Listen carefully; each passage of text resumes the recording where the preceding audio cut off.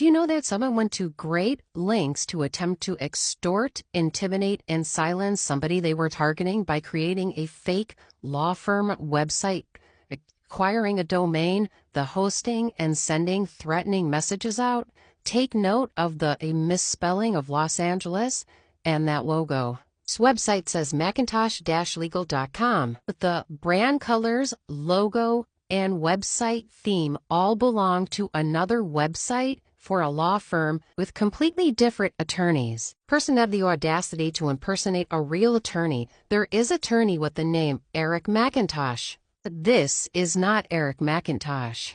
This is not the law firm he works for. In making this fake law firm and website, they made many mistakes, like they messed up the copyright date. They also left the law firm's name in the copyright disclaimer at the bottom of the website and didn't remove that, among other really amateur mistakes, including using stock photography for all kinds of stock photos from this woman. Take note of that woman and her name.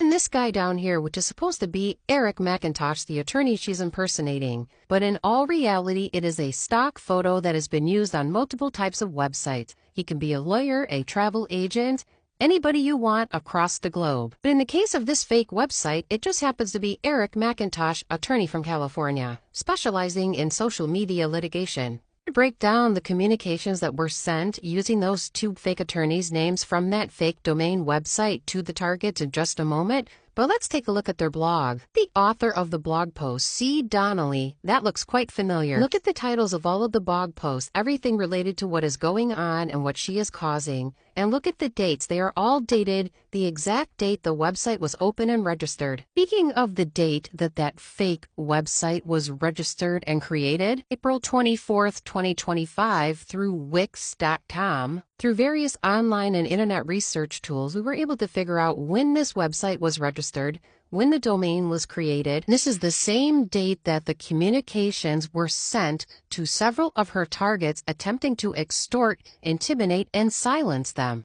Take note of these email addresses and names. The first one is admin@macintoshlegal.com. Second name and email you'll take note of is Olivia McIntosh at olivia@macintosh-legal.com. And lastly, Mr. Eric McIntosh at eric@macintosh-legal.com. Listed on the fake website. Around that same time, Allison posted a video to TikTok asking people to send all media inquiries and information to olivia@macintosh-legal.com. Yeah, the same olivia@macintosh-legal.com on the fake website there. All of those same emails addressed to macintosh-legal.com he has access to as pictured in this screenshot taken of her computer screen, showing all of the emails that she has created and now has access to that she has been using to commit hate crimes and do other illegal activities with, including creating alternative social media accounts so she can continue to stalk, harass, and defame the people she is targeting. Using those emails from macintosh-legal.com, she sent out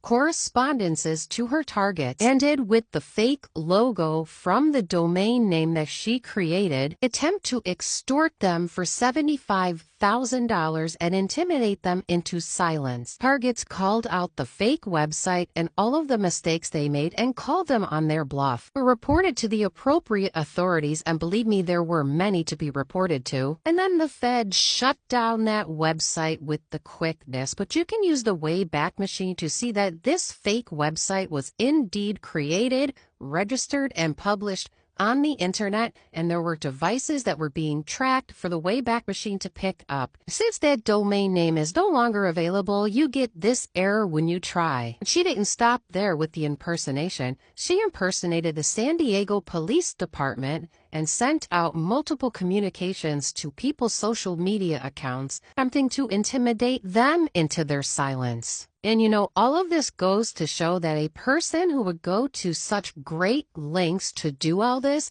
is seriously mentally unstable and a threat to public health and society, especially considering it is a registered nurse who is doing this.